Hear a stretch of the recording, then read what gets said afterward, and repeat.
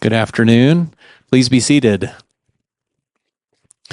Want to welcome everybody to the senior thesis presentation of Ethan Hernandez. My name is Mr. Perea. Ethan has been my senior assistant this year in pre-calculus. A few of the pre-cal students are here. He is doing his thesis presentation on anxiety. So I told him that if he throws up and passes out, it would be a great illustration of his topic. So we will pray that he won't, but you guys are in for a treat. So I'll pray for us and then we'll let him get started. Oh, joining me on the panel also is Mrs. Telshow, Mrs. Corey Telshow, and Mr. Steve Westphal. Let's pray. Father God, thank you for this day and for your goodness and faithfulness in our lives, for the journey that you brought Ethan on to get him to this place. I pray that you will calm his fears, that you will speak through him and give us ears to hear what you have to say to us today. We love you in Christ's name, amen. Anxiety. It's a struggle that high schoolers have all over the world. On the outside, we appear to be just fine, but when we take a look on the inside, our thoughts are racing and our chest feels tight. For me, anxiety showed up in almost every aspect of my life. I worried about what others thought about me, or what if I said the wrong thing. There was so much overthinking that in the end, I missed out on so much. Anxiety in teenagers is only best addressed not through isolation or medication alone, but through strong Christ-centered communities. Many students today experience anxiety because of a multitude of reasons. There are things like academic pressure, social expectations, and uncertainty about what comes next in life. We are living in a culture that is constantly comparing and competing with one another. Social media makes it especially easy to believe that everyone else has their life figured out while you are falling behind. Because of this, anxiety has become almost normal among teenagers. You can go talk to any teenager, and in some way, there will be some type of anxiety. For the longest time, it was something I simply thought I had to manage by myself.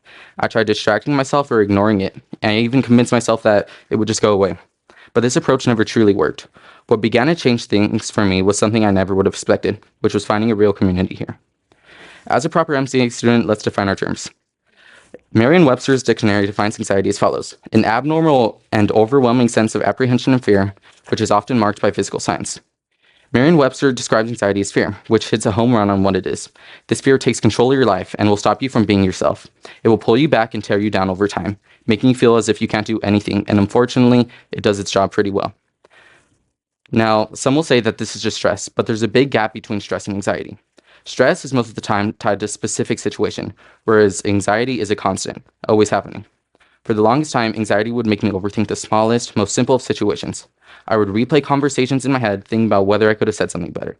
I worried about how people perceived me, or wondered whether or not I would meet that person's expectations. I would even plan out what I would say for a normal everyday conversation. The smallest things became so overwhelming that I shut off any social life I had. I thought I was broken and that I couldn't be like the others. And this is what many teens worldwide deal with every day. It's an awful feeling that no one kid should ever feel. For my thesis, I had the pleasure of interviewing Heather Reynolds, who is a licensed counselor based in Lubbock. During our conversation, she brought up the topic of Inside Out 2. Now, if you've watched this movie, you would know of the character anxiety. Ironic. Anyways, and if you haven't watched it, I highly recommend that you do. The character anxiety is portrayed as an emotion that is not just purely bad, but can be protective when it stays in balance with the other emotions. She is shown always planning ahead, trying to predict problems, and trying to protect Riley from getting embarrassed. She shows how anxiety will distort perspectives and make the smallest situation seem like the biggest.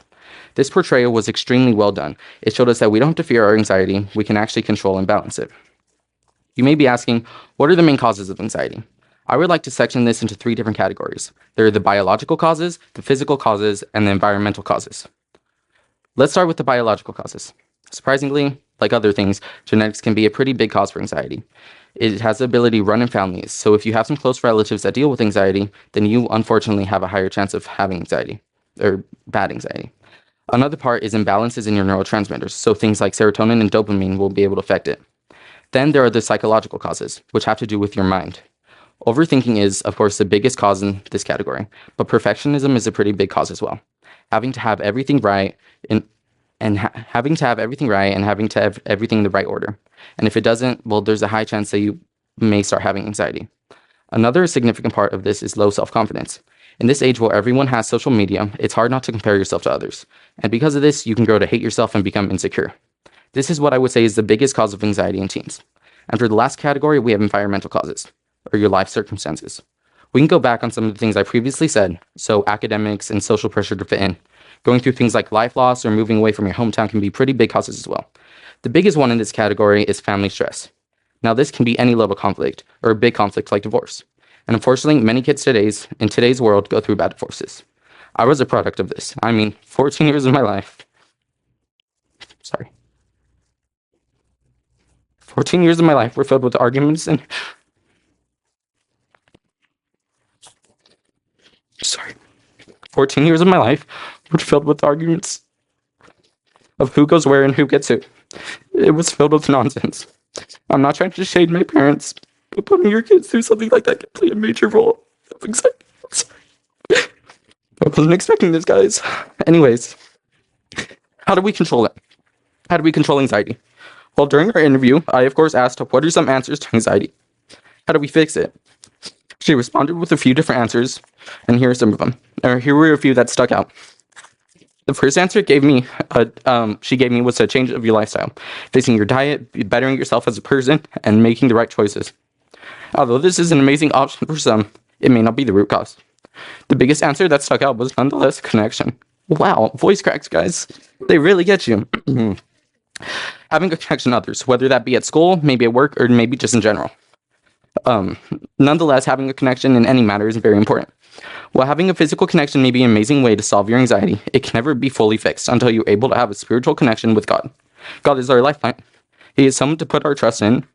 Praying, reading scripture, and seeking His guidance in our everyday lives will improve every aspect of our lives. Now that we have a pretty good understanding of anxiety, let's talk more about community. There's a lot more to community than just being around people. It's about being known. It's about being supported and valued. It means that people will notice when you're struggling with something and care to help and step in. For kids especially, having a community can come from different things. It can come from friends, mentors, or even tutors. Having a healthy community will provide you with a safety net for your emotions and to remind you that you are not alone. Having this connection will strengthen your confidence and help you not feel so isolated.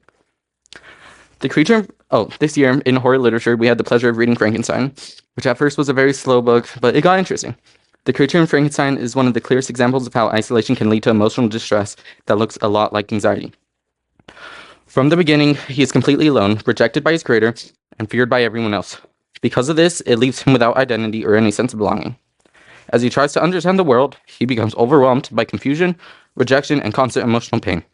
He eventually admits, I am malicious because I am miserable, am I not shunned and hated by all of mankind? This shows that his destructive behavior didn't come out of nowhere. It grew out of isolation and the lack of any real community. Without people to support him, his thoughts spiral into anger and despair. His experience connects directly with anxiety today.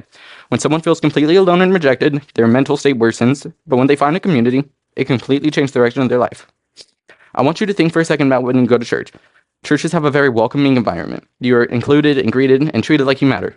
If you are feeling isolated or alone, reach out to a local church and find a community. In New Testament, the class, we talk about various books of the Bible. For example, Galatians 6:2. Carry each other's burdens. In this way, you will fulfill the law of Christ. This shows us that together we should be helping each other out. We shouldn't have to go through things like this alone, especially teenagers. Ecclesiastes 4:9-10 states, 2 are better than 1, because they have a good return for their labor. If either of them falls down, one can help the other up, but pity anyone who falls and has no one to help them up. This again reaffirms that having a community, having someone to help lift you up, is what many kids in today's age are missing. And because of this, anxiety has increased a whole 16% between 2016 and 2025. This is the effect of today's age and the increased risk of anxiety. In my junior year, things changed when I stopped trying to handle everything by myself and started working with others, especially in chemistry and geometry, which are thought to be some of the hardest classes here at MCA. Before that, I kept to myself and thought I had to solve everything alone. It only made me more anxious, and it was bad. And my grades reflected that. In my early years, it was not good. When I began studying with classmates, asking questions, and working together, I realized I wasn't the only one having a hard time. It took a lot of pressure off me. I wasn't just about improving my grades, it was about having fun and having a connection with others. That experience was a turning point for me because it showed me that community isn't just helpful, it's necessary. Working with others eased my anxiety in a way that being alone never could, and it led me to a stronger sense of community. In Finding Quiet, J.P. Moreland focuses on how anxiety is not something that can be worked through in isolation, but requires a purposeful connection with God and other people, often through the church. The book is written from a perspective in which anxiety is something that develops when people are isolated from each other and are trying to deal with everything on their own. And it begins to dissipate when they are connected through spiritual activities and are surrounded by people who are supportive of them. He emphasizes that anxiety often He emphasizes that anxiety often develops when people internalize their struggles and attempt to handle everything alone, which leads to an overwhelming thoughts and emotional exhaustion. Moreland argues that true peace is not found through isolation or self-reliance, but through intentional practices such as prayer, reflection, and being in a supportive community. One of the biggest arguments I hear about anxiety is that we should actually just treat it with medicine. Go to your doctor, tell them about your anxiety, take your pills, and everything will be fixed. Right? Wrong. Mrs. Reynolds states that medicine should always be a last resort. Even though it can be helpful, it can work on your brain chemistry. It will work on your brain chemistry and reduce symptoms of anxiety, but it doesn't address the main issue at hand. Medicine always seems to skip over the emotional or relational causes behind anxiety. How is medicine supposed to fix someone who is isolated and alone? So, someone who is lacking the support of others. I mean, sure, medication can calm the mind, but it will never be able to replace meaningful relationships. This is why counselors believe medicine should always be a last resort, and why community is one of anxiety's biggest answers. Anxiety is a growing challenge among teenagers. Many students quietly carry worries about school, relationships, and the future. I've seen this struggle in others and experienced parts of it myself. What made a difference in my life was discovering the power of community. Supportive friendships, caring teachers, and environment provided encouragement and stability. Community did not remove every anxious thought, but it made those thoughts less powerful. Anxiety in teenagers is best addressed not through isolation or medication alone, but through a strong Christ-centered community. Thank you.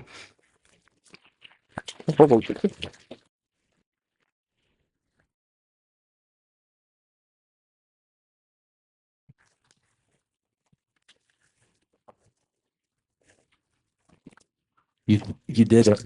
You did That it. was terrifying, bro. You didn't throw up. You didn't pass out. I cried, bro. I wasn't expecting to cry, sorry. Yeah. Not the first. Won't be the last. So, well, I guess we'll do the obligatory question. What are your plans for the immediate future? What's next? Well, I plan to go to Midland College for around 2 years studying accounting, well, like my mom, and then go off to another school somewhere and get my master's, and then hopefully come back here and start working. Here, like working at MCA? Well, no. Uh, Rude. I rather work for my mom because then I can low key when she's done with it, I can just take the job. Yeah, low key. Make good money. Don't push her out too early. Well, so you talked about in your thesis that in your, I don't know, just normal day to day, you would plan out everything and think through everything. I'm wondering how much planning and thinking went into all of this moment today. Did you have a script in your mind about how this is going to go? Honestly, this was so scary that I kind of just decided to just go for it. I mean, I practiced it some, but I didn't practice it to the nail, know everything, know my whole paper. That's a lot to do. Yeah, you didn't even tell your mom what you were talking about.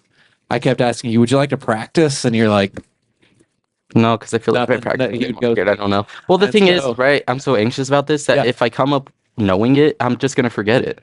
So what's the point? yeah, what's the point? I'm thinking smarter. Yeah, way to go. So you were afraid. Well, did that go like you thought it would? Other than No. crying? No. Okay.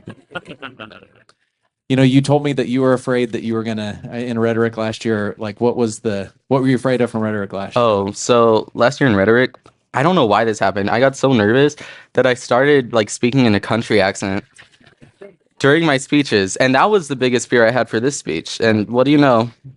But wasn't it? Yeah. New fear unlocked. You're either gonna break down or speak in 2x. That was like listening to my audio. Oh, I try to fix it sometimes and then it just continues. Yeah, Sorry. I think we still got the message, and it was important. So you did a great job. Okay, so let's see. Let me ask you this. So, you've weathered a lot of storms at MCA. What do you think are just some of the biggest challenges as an MCA student, also being an anxious person? What were some of the things that were the hardest for you as you've kind of battled anxiety in these years? It's definitely the early areas. And I'm sure laziness had some part in it, but I just I didn't care to be here. And I think anxiety played a part in that just because I didn't know anyone. I think I knew one person from my old school. And then I had a good friend, and then they ended up leaving. So then I was back to knowing no one. And in my early years, I think that was definitely the reason why I did mostly so bad on everything. Yeah. Yeah, I mean, it is, it's not good for man to be alone. And this is place that's just hard. And so if you're trying to do it by yourself, then you're you're fighting with one hand tied behind your back. Are there other like facets of MCA that you thought were more difficult to deal with based on just like Oh, as an anxious person? yeah. So I think RT groups was definitely a thing because Okay. I like again I didn't know anyone. So I think my seventh grade year, I think I went seventh grade year, and then eighth and ninth, I think I just skipped. I don't know. Well, not ninth. There was like 2 years I just skipped RT lunch every time. Okay. I couldn't handle like going. It Yeah. was bad. Well, aren't we glad that your RT group didn't follow in your footsteps because they're all Yeah. here today, and or Thank a God. bunch of them are. So it's pretty cool.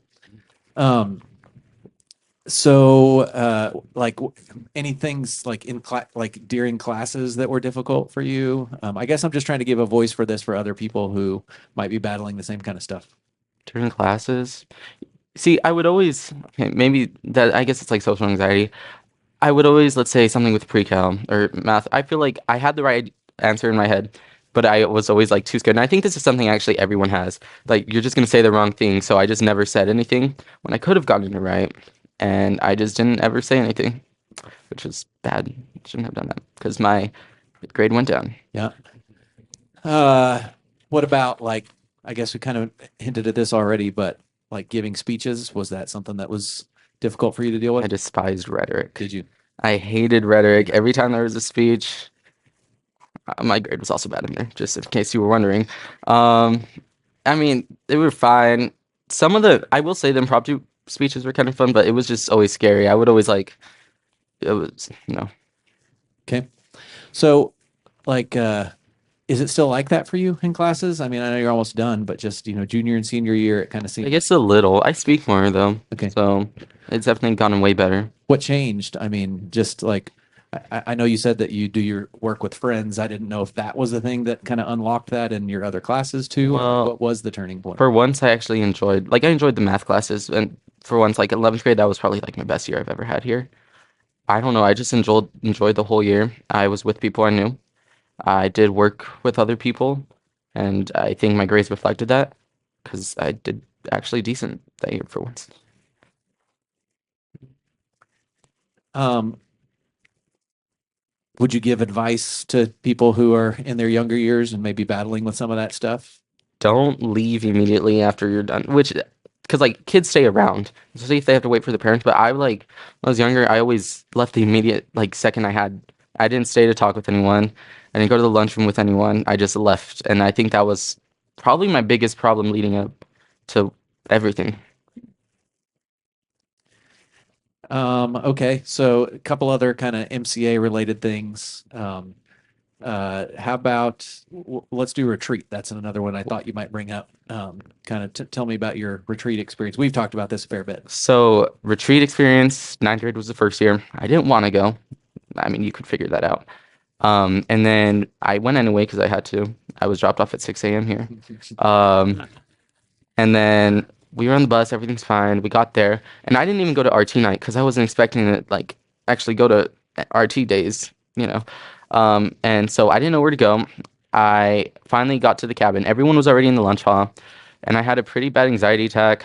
And somehow I just made it to the lunch hall. I sat down, but I couldn't stand being there. It was every moment. It was I hated it, so I ended up leaving early. Yeah. And then ever since then, I've been pretty scared to go back to RT.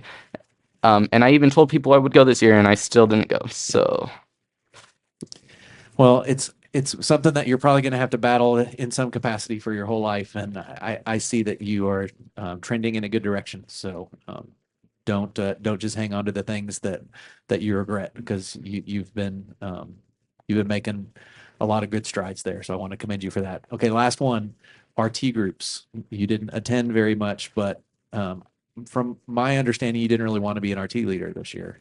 I didn't plan on it. Okay. It was more like I don't know when we had to do the thing. I was talking with someone. I don't remember who actually told me that I should. I think it was actually Miss Jackson. She thought I should. She thought I could do good. This was 11th grade because I wasn't one in 11th grade. I was talking with Miss Jackson. She thought I could do really good as one, and so I ended up submitting one of the things, and now I'm here. And truthfully, I mean, I've enjoyed it, which I think is a pretty big step. definitely. What have you enjoyed about it? It's honestly, I don't know. I like actually talk with some of the kids, which I wasn't expecting. I thought it was gonna be bad, and I don't think I've done the best, but I don't think I've also done the worst. Um, it's I've just definitely had worse RT leaders. So. not to say who. Anyways, I don't know. I like it's just I guess the community aspect. It's just good to have a community and it feels good. That's great. Well, I'll go ahead and pass the mic for now. Thank you. All right. Well done.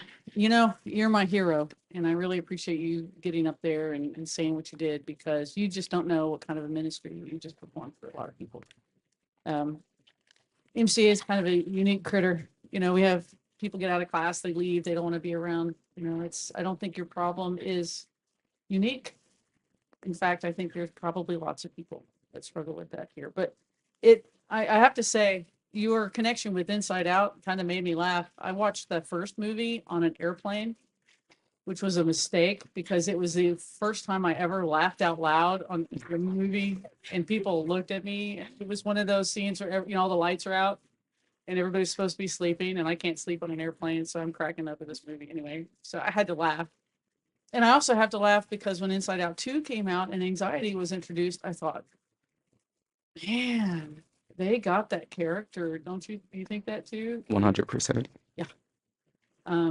Because anxiety runs in my family. Ask any of my kids, we tend to be very anxious people. So I thought that was pretty good too. All right. So when you said that anxiety is sort of kind of becoming normal for people, which I agree with, absolutely.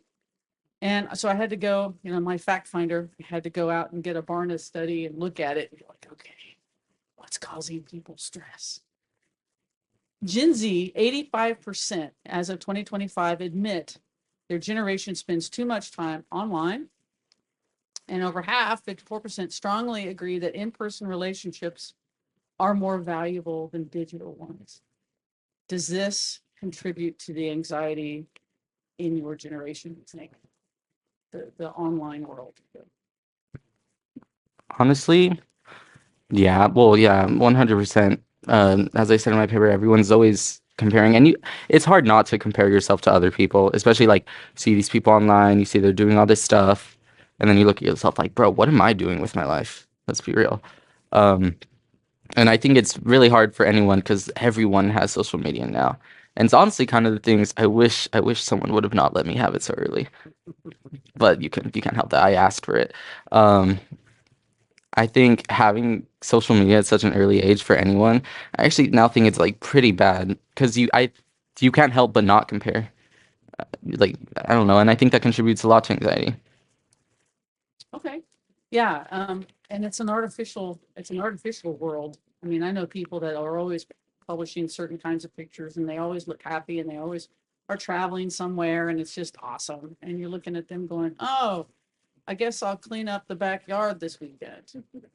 And yeah, it does kind of bring you down a little bit, and make you a little bit lonely. Well, I also think that life decisions probably cause your generation a little bit more stress than it did our generation. Can you think of any life decisions that would cause you stress? Like out of my life or just in general? Any life, your age, somebody your age. Well, I mean, You can poll the audience right here. You got a lot of people your age right here. I mean, I could probably say, I guess, kind of personally, I always stay home. I don't go out and do anything. I think a lot of our generation is kind of like that, and maybe that's just more on introverted side, I guess. Um, but like, I don't know. Well, like choosing the right school. I Hmm? think choosing the right college, I think can cause stress. There's a lot of That's things. true. Yeah. And do you think that the way you view these things, because I know in my generation, it was like, okay, if I get into a program and I hate it, I'll just do something else. And I don't know. I think sometimes you guys put so much pressure on yourselves to get things right the first time. And sometimes what feels like a failure isn't a failure, it's a redirection. because it's taken me a long time to realize that I'm not driving this bus. That everything I do is for in the will of God. So, all right. Is there a relationship between anxiety and fear? And fear? Well, I think, yeah, I think they're kind of like, I would say anxiety. Ooh, how do I want to word this? I think, yeah, okay. I think anxiety is like a sub part of fear, if you know what I mean. Because anxiety, when I think of anxiety, especially mine, I'm always just like scared, and maybe that's like something else. But I think anxiety plays a pretty like in class, like I was saying, I'm scared to say it because what if I get it wrong? Which again, I think everyone deals with that. But I think that can also go for a lot of things. So like fear, I've been like asked to go places and I just say no because I'm just scared. I'm scared. What if I do the wrong thing, right? And that's what a lot of people deal with. And yeah, I know the answer is just I think it's a sub part of fear. Yeah, and it's really hard to tell somebody don't be afraid, because you can't really help fear. I think that's just something you have to sort of overcome. Is that a fear because um, we're just sort of focused on ourselves? And I think is there a way to deal with that? Like, um, I don't think I think you have a lot of friends here, and I think that you have a lot of people that are pulling for you that you probably didn't know were pulling for you. So I just encourage you, um, don't be your own worst critic. Is there a spiritual aspect of anxiety? You touch on that in your paper a little bit. Yeah, this last year. It was when I started getting better with everything. Um, I started actually like praying and trying to get closer to God every night. And I think honestly it did help. It made me feel stronger, which is the most important thing. And then you also have a relationship with God, which I think is the most important out of everything. Because without God, what are we? Yeah. And I mean, praying is great. I know I'm an anxious person. I'd like to walk. I find like just getting outside and walking, and I think you can talk to God. You could call it praying, but it's really just talking to God and having a conversation with God. He tells us to cast our cares on Him. And I wanted to share, I don't know if I'm stepping on anything. I'm looking at everybody. Bible verses over here. Oh God. All right. I like 1 Peter 5:6-7. Therefore, humble yourself under the mighty hand of God, that He may exalt you in due time, casting all your care upon Him, for He cares for you.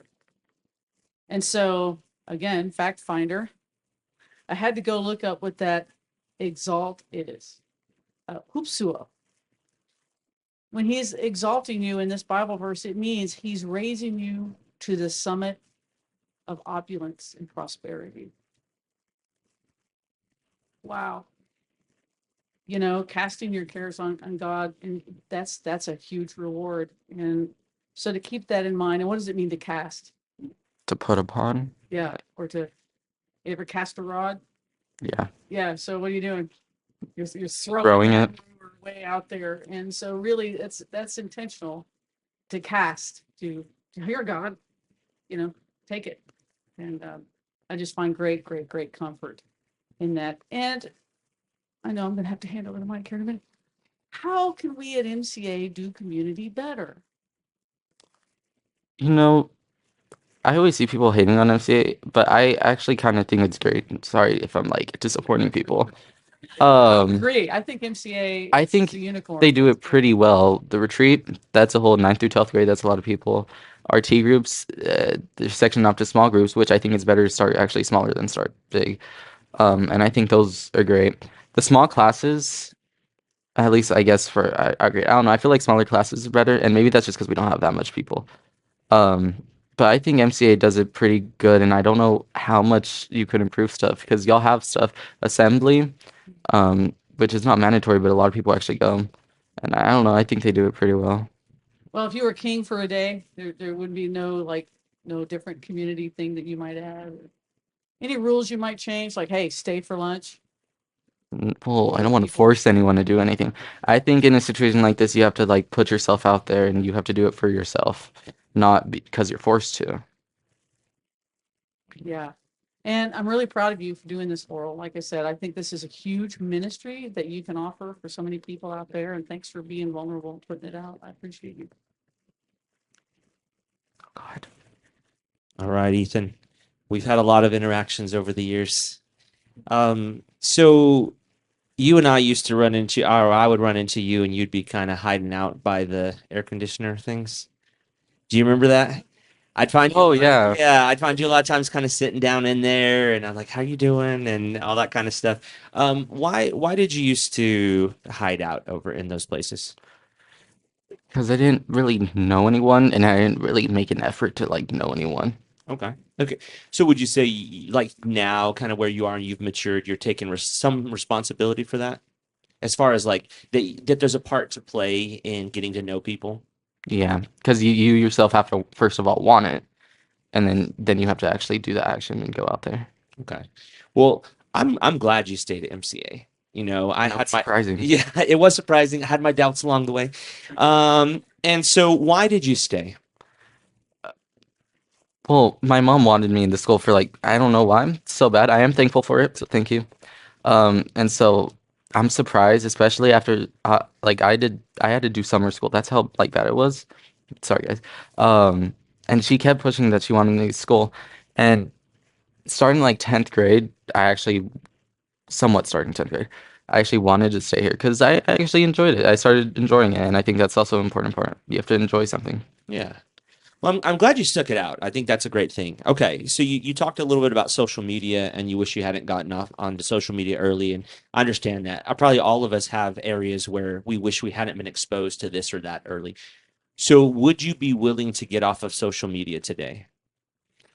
That's so hard because let's be honest, a lot of people are addicted to it. Are you one of those It's people? it's hard, truthfully, yeah. And I have I mean, I could delete it, but that's also like, what am I gonna do when I'm like bored? Anyways, Read wait, what books? is it?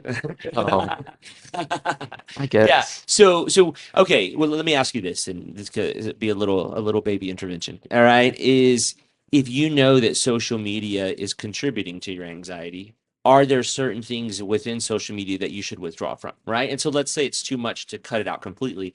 Do you think there are areas that you could cut back today? For instance, like my wife is my main counselor, and she will not allow me to be on X because she knows I'm going to say stupid things. I can't be on Facebook because I can't stand all the nonsense that's there. So there's all the kind of things that I have to, as a 50-year-old, say I'm not allowed to do this because it's going to cause problems. What about for you? Are there areas of social media you could cut back on? I mean, you can always put limits on your stuff. And when like screen time, parents usually put screen time on their kids' things. But being a kid and always wanting to your stuff, I feel like we didn't, at least when I was younger, I feel like especially if you're younger, I feel like you don't realize that they're actually doing a good thing. And putting limits on social media is probably one of the best things they could do for, well, not the best, but it's a good thing they can do for you. But being a little kid, I always found out the code. So, Quite the hacker. All right. So let's talk about Frankenstein for a minute. ooh, Okay. And so you said it started off slow and then it picked up. I hated it throughout. Um, but the interesting thing for me is Frankenstein, and you mentioned him in there and about how he's isolated and all that kind of stuff. But there was the one section where he's helping out that family. He's kind of being their angel. What do you think would have been different about Frankenstein if he had been happy for that role? If he had just been kind of a silent helper for that family, do you think he could have found like that meaning that he was looking for? ooh, wait, so, wait, sorry, can you Do repeat you it? remember when he was like chopping wood for that Mhm. family? But he was only doing it so that they would accept him in. He wasn't doing it for just them. What if he had just said, I'm just going to dedicate my life to blessing this family, even if I'm never known about it? If they never know it's me, they never accept me. I'm just going to dedicate my life to that. Do you think that could have brought him meaning? Well, why would he do that if he was never known? I don't see a point to it. I mean, why help someone out? Which is it's good to help people out. But staying in the shadows and being silent, I don't think it would help his case because he'll still feel isolated. He doesn't have anyone. Okay. So you don't think that he would feel connected just by helping him? Well, how would he be connected if there is no connection? I mean, I guess he's connected to them, but they're not connected to him. Okay, okay. That's interesting. Okay. And so then let's shift gears. Um, we're going to fast forward next year, going to Midland College. Okay. How are you going to seek to make meaningful connections with people? Well, I'm gonna try to put myself out there. I try to talk to people, even though it's scary. Um, how am I gonna put myself out there? Well, there's gonna be other people in my class, surely, and maybe some people won't understand it. Maybe I won't understand it that well, but maybe I can help someone else understand it, and maybe that's a way I can put myself out there by actually helping others. Kind of like with the subject matter or the material you're Yeah. talking about. Yeah. Okay. Very good. I think that's a great way to go about it. And one of the things that I've seen is just if you'll just be the initiator, I think there's a lot of people that are willing to have relationship. Okay. You talked about being an overthinker. Okay. How can an overthinker change his ways? You just gotta not care about what they think about you, which is hard, because like there's so much, I don't know. You just kind of, I think you gotta not worry about so much, which was one of my biggest problems, and I still do, just not so much. You just gotta not be scared of what they think. Just be yourself. And that's probably like the most important thing. I don't know. Okay. Yeah, I want to offer to you something I've heard, I guess in the last years. Don't take criticism from people you wouldn't take advice from. And so maybe that could be of help to you is like people who critique you that you don't value, you wouldn't ask them for advice. Maybe you don't listen to them because it does seem like you do have people around you who, if they needed to critique you, they could, right? But beware of those people, right? Because maybe some of the people that we're afraid of what they have to say, we shouldn't be afraid of what they have to say. All right, I have a couple minutes before I have to pass it back to Mr. Perea. Let's talk about London for a minute. Oh, Okay. All right. And so you know you talk about being anxious, right? Do you get anxious when you go on these trips? Because obviously your family, you guys travel. And so what do you how do you feel? How does the anxiety play into traveling? honestly, it may like sound crazy, but it's kind of easy, and I think that's just because I'm with the people who I'm most comfortable with, and so that like it takes most of it away. And I'm not really worried about stuff. I mean, they know what we're gonna do, and some stuff I don't want to do, but that's okay. But I think since I'm so comfortable with them and they're people I know, and it's not like I'm like talking to random people all the time, I feel fine.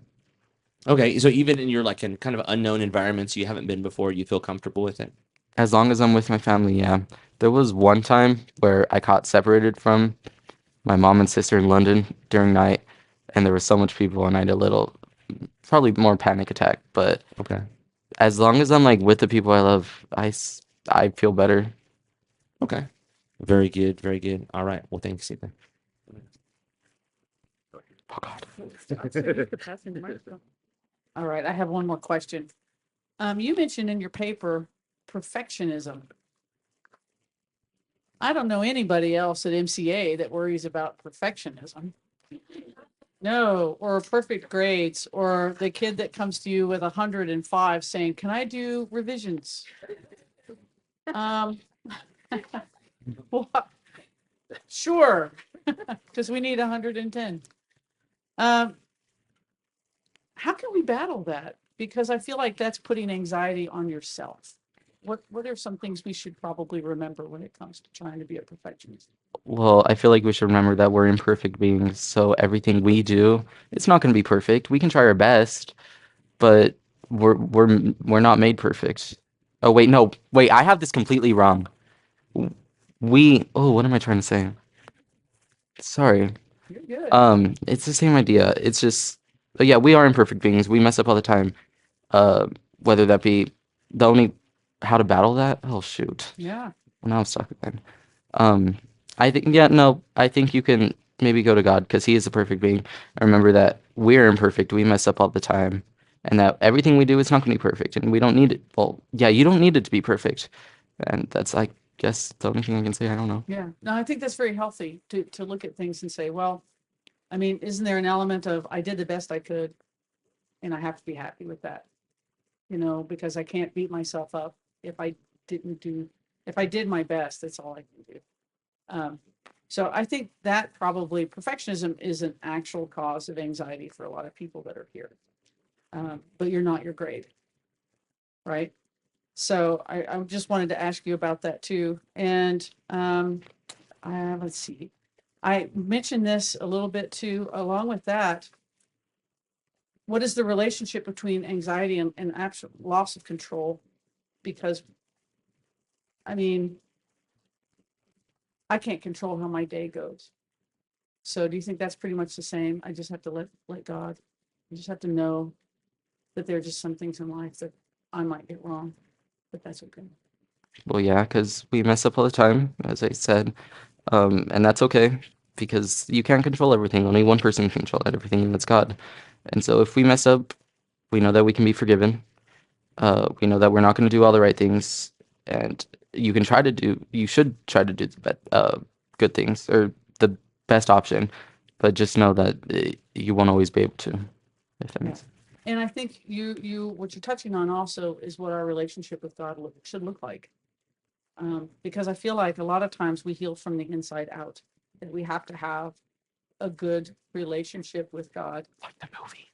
And but when the soul is content, then the mind is content also. So thank you. The accidental inside out reference. That was deep. Good job. Was it an accident? Was it an accident? We may never know. Okay, so just a couple things to wrap up. Well, I hadn't really thought about this concept till you and Mr. Westfall were talking about travel. And I love to travel too. I'm not an anxious person, which kind of maybe gets me into trouble because I don't think about worst case scenario very often. And so I end up getting myself into predicaments like where my wife is like, how did you ever think that that was a good idea? And it's like, it's going to work out. It's okay. And but travel is one of the places where you have to deal with a lot of things that are unpredictable. And so I do think it's interesting that you can be in those moments and be at peace somehow. And I think you said that you're with the people that you're the most comfortable with. And one of the names that is given to the Holy Spirit is the Comforter. And I just think that's a cool idea that God says, I'm actually giving you the person you can be the most comfortable with, who will always be with you. And so as you head into these, you know, it's not just travel that's unpredictable, it's life that's unpredictable. You just don't know the things that are coming next. But maybe that's okay, because the Comforter is with you, and he's listening, he cares, he knows your frailty, and I don't know. There's probably a question in there somewhere. Do you have any response to that? Because I just yapped for a minute. I don't know. I Well, didn't really set you up with the question. Sorry about that. Here is a question. I'm just curious. So like how much time do you maybe before you kind of started to overcome this, how much time would you spend like planning and worrying about how a conversation would go or how it things was would like go? every day, bro. Okay. Like if I was about to go up to someone, I'm like, what should I say? Should I bring up this? Or no, because that'd be weird to say. So I can't say that. It was just a bunch of like every day.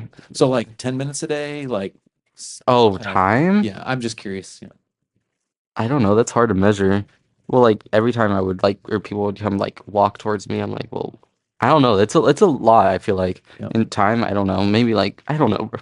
I don't know how to measure it in time. Okay. It would just happen a lot. Yeah. So I guess one reason why I'm asking is I wonder how often the things you were worrying about actually happened. Like It's like how often did they come true? The things that you were like, okay, man, I'm going to say this, and then they're going to laugh, and then I'm going to go back like into the air 10%. conditioning. Nope, like 5% of the time. 5% of It the never time. worked out. Okay. So I would Yeah. So much of your time spent worrying was about things that just never happened. And so Mr. Voskamp used to teach here, called it fear of imaginary negative consequences. So foink. So just that you're foinking when you do that, that you're just afraid of things that like are never going to come true. And so you're spending so much of your time in imagination land that it's like, okay, well, some of that might happen. And it's just, but you're with people that you're comfortable with, the Holy Spirit is with you. And so just as you build a relationship with the Spirit and with God, like, you'll be more at peace in those moments. Okay, well, we made it to the end. That was, I don't know if you ever thought you could, but you're here. So it's your time to put a question to us. I think you have a question for each of us. So go ahead and Yeah. ask them all. Yeah, I'm gonna start with Mr. Westphal. So when I think of you, you're like the Bible connoisseur. You like know everything about it. So is there a story from the Bible that reminds you of anxiety or community? Can you just give them all to us and then Oh we'll, yeah. For Telsha, Mrs. Telsha, sorry. I heard you recently became a grandma, and so having become a grandma, have you become more anxious about that? And then for Mr. Priya, if y'all don't know, it's his last year at MCA, which is so sad. So what is your favorite memory from MCA? You won't be the only one who'll be crying. Mr. Priya will be crying as well. I'll go first. When you were sharing, the one that came to my mind was Joshua. Because I didn't write it down to ask you the question, but there's actually a lot of Bible characters who are anxious. And if you look actually through history, there's a lot of people that God used greatly who are anxious. And just over and over again, I see there's only one perfect person, Jesus, right? So Joshua, it's really interesting. Early on, he's taken on the mantle for Moses, and actually, I believe it's a pre-incarnate Christ who shows up to him and says, "Hey, be strong and of good courage." Right? And what he commands him to do is to focus day and night on the law of the Lord. Like that's what I want you to do. And so I think that really that's a great one. So I would encourage you to read the Bible and see that there are anxious people. Elijah is an anxious person. There's different ones in there. Moses at times was an anxious person. So realize that God can use you, even if you're anxious, but that also there are ways of overcoming that, right? And I think that so Joshua focusing on the law is a great one. So I would encourage you because when I've seen you at your best is when you're turned outward, and I think that's all of us. All of us are at our best when we're turned outward. When we kind of do the inward thing and just all the, it's like Nietzsche said, if you stare into the void will stare into you. Okay. So if you start looking inside, so whenever you catch yourself doing that, I just want to encourage you, turn outward. And it may be something as simple as, all right, I need to go back and reread Philippians because I think Philippians was written for anxious people and that there's so much peace in there and just like I'm going to go back to it. So lots of them, but Joshua is the main one that comes to mind. I think grandma anxiety is different than parent anxiety. I don't remember being anxious with my own kids because you're making all the decisions and you're just in charge. And I think grandma anxiety is different because you have this little person that, you really have to get everything cleared, before anything happens. And so that can be kind of anxiety. Like, oh, I don't know if I can buy that toy, if they would hate me if I bought that toy, or the kid would enjoy it, but I think my daughter might kill me. So yeah, I think I'm probably a little more anxious as a grandma than I was as a parent, but it's good. It's good. I just ask for permission a lot more.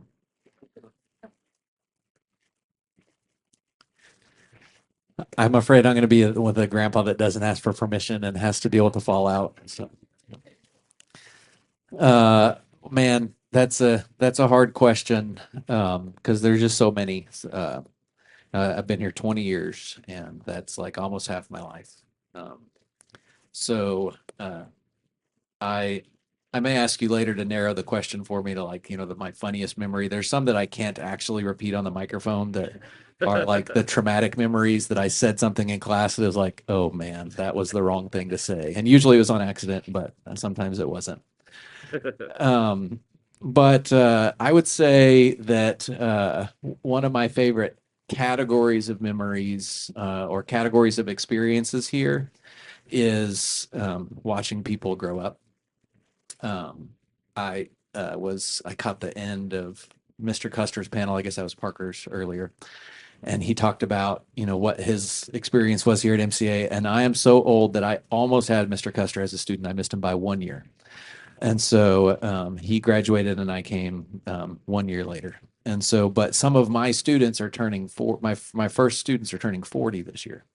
And that was kind of when I took the long look in the mirror. I'm 45. I took the long look in the mirror and I was like, what am I still doing here? I'm teaching people's kids. Like, that's what old people do. And where I realized like, oh no, I'm old. And maybe it's either that I leave now or wait till I'm old and frail like these guys over here. So, Wow. but I feel so anxious about that. yeah. But it's one of my favorite things. I guess you've had me in class a couple times, but I love a good group chat. And I also just love hearing from people after they leave this place. And so just, hey, I saw this astronomy reel and I thought of you. And, or just like, hey, uh, I saw this goofy, weird person and it made me think of you. Just wanted you to know. And it's like, awesome. How are things? What are you learning? What's been hard for you? And just like, it's cool to watch people like you enter adulthood because I was there at the beginning, like Mr. Westfall said, when you were in seventh grade and, hiding by the air conditioners or wherever you were. And it's just really neat to see the progress that you're making. And we're all a work in progress. You might take a few steps back before you take some steps forward, and that's part of the journey. But if you do these things that you're talking about in your paper or that we've talked about on the panel, is seeking community, finding a church, building relationships, talking to God, going on adventures, like you can't you won't go wrong. So it's been a gift to work with you, and I'm really glad for the memories we've made together. And I've asked Mr. Westfall to close us in prayer. We can be done. Oh no, Mrs. Telshow. Yeah, that's Ms. Tokyo earlier. Mrs. Telshow, Not that old. All right. Dear Lord, thank you for today. Thank you for the man that Ethan is. Thank you for giving him the courage to get up and do what he's done today. You are good. You love us and you are near. Thank you for the community at MCA. And thank you for young people like Ethan that they can go off into the world and minister to other people. In your precious name we pray. Amen. Amen. Holy.